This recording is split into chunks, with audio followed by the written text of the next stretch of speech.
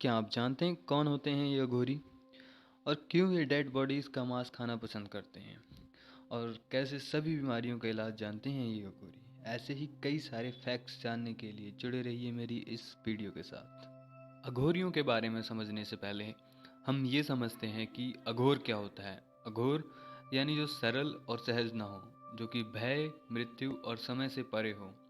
और जो व्यक्ति अघोर के मार्ग पर चलना चाहता है उसे अघोरी कहते हैं। अघोरी हमेशा नग्न अवस्था में रहते हैं। ये अपने शरीर पर जली हुई डेड बॉडीज की राख को लपेटे रहते हैं। अघोरी भगवान शिव की भक्ति में सदैव डूबे रहते हैं। इनका मानना होता है कि शिव हर सवाल का जवाब होता है क्योंकि वो सर्वव्यापी है। अघोरी 3 तरह की तपस्याएं करते हैं जिन्हें शिव साधना, शव साधना और शमशान साधना कहते हैं। कुछ लोग अघोरियों को भगवान शिव का ही स्वरूप मानते हैं। दोस्तों, ये तो थी कुछ साधारण सी बातें अघोरियों के बारे में जो आपने कभी ना कभी सुनी ही होंगी। लेकिन जो बातें अब मैं बताने वाला हूँ आपको, वो शायद ही आपने कभी सुनी होंगी। चलिए शुरू करते हैं नंबर 1 से। कैनाबिलिज्म यानी नर मांस भक्षण। जी हाँ दोस्तों, सभी अघोरी नर मांस भक्षण करते हैं, लेकिन ये सिर्फ शमशान में जल रही चिता में से मनुष्य का मांस खाते हैं। ये किसी भी जीवित मनुष्य को हानि नहीं पहुंचाते। दरअसल इनका कहना है कि नर मांस भक्षण एक पूर्णतः अघोरी बनने की प्रक्रिया है जो इन्हें इनके गुरुओं द्वारा सिखाई जाती है। जो व्यक्ति अघोरी बनने की प्रक्रिया के दौरान नर मांस भक्षण नहीं कर पाता तो उसे अघोरी बनने की प्रक्रिया के बीच से ही निकाल दिया जाता है। चलिए दोस्तों, बढ़ते हैं अब आगे। Cure of all disease. जी हाँ दोस्तों, आपने बिल्कुल सही सुना। अघोरी सभी बीमारियों का इलाज जानते हैं। यहाँ तक कि ये ऐसी बीमारियों को भी ठीक करने का दावा करते हैं जिनका इलाज मेडिकल साइंस में भी नहीं है। इनका कहना है कि इन्होंने कई सारी बीमारियों का इलाज किया है जिनमें कैंसर और एड्स भी शामिल है। और जैसा कि आप दोस्तों जानते हैं कि कैंसर और एड्स जैसी बीमारियों का इलाज कर पाना बहुत ही मुश्किल होता है। और जब इनसे पूछा गया तो ये कहते हैं कि ये चिता में जल रही लाश से उसका तेल निकालकर उसी तेल और अपनी तंत्र मंत्र की विद्या से किसी भी बीमारी को ठीक कर सकते हैं। दोस्तों, इनकी तपस्याएं बहुत ही ज़्यादा कठिन और डरावनी होती हैं और इनकी तपस्याओं के बदौलत ये तंत्र मंत्र की विद्या पाने में समर्थ हो पाते हैं। कई बार तो अघोरियों को लाश के ऊपर एक टांग पर खड़े होकर भी तपस्या करते हुए देखा गया है। इस बात से आप अंदाज़ा लगा सकते हैं कि अघोरियों की तपस्याएं कितनी कठिन तथा भयानक होती हैं। चलिए दोस्तों, बढ़ते हैं अपने अगले फैक्ट की ओर। अब जो फैक्ट मैं आपको बताने वाला हूँ उसको सुनकर आप भी हैरान हो जाएंगे कि क्या वाकई में कोई अघोरी साधु ऐसा भी कर सकता है। Sex with dead bodies. जब पहली बार मैंने ये सुना तो मुझे भी अपने कानों पर यकीन न हुआ कि कोई साधु सेक्स भी कर सकता है और वो भी डेड बॉडीज़ के साथ। लेकिन जब मैंने इसके बारे में डिटेल में सर्च किया तो यह बात सच निकली। दरअसल अघोरियों के ऐसा करने की उन्होंने 3 मुख्य बातें बताई।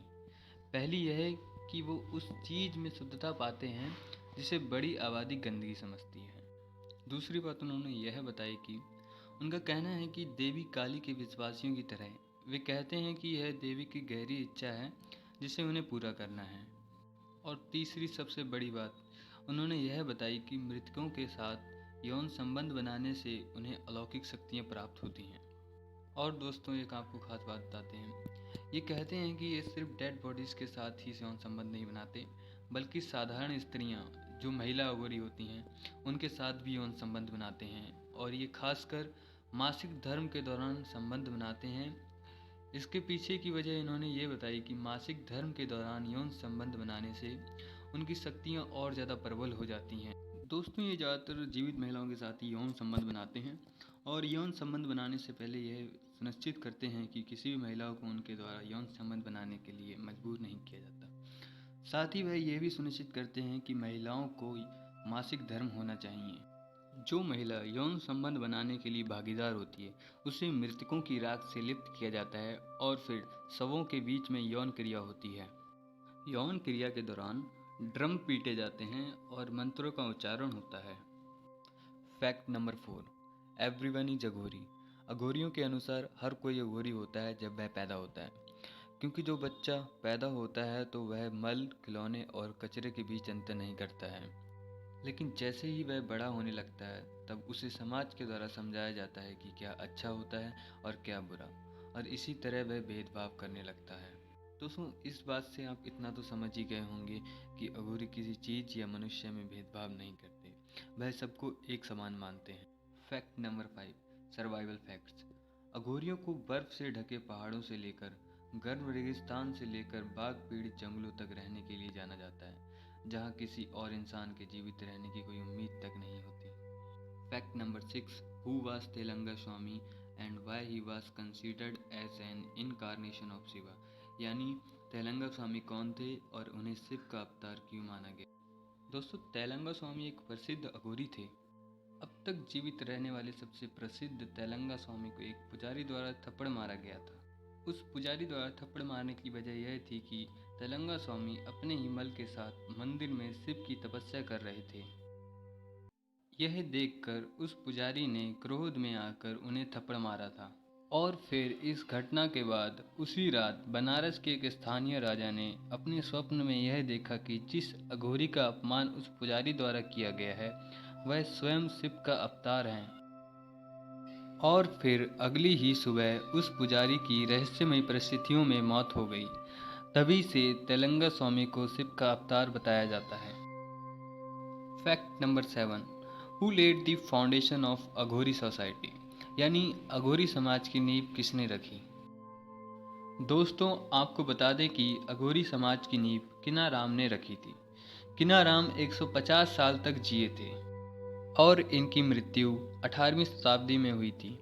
अघोरी समाज में सबसे ज़्यादा समय तक जीने वाले किनाराम ही थे।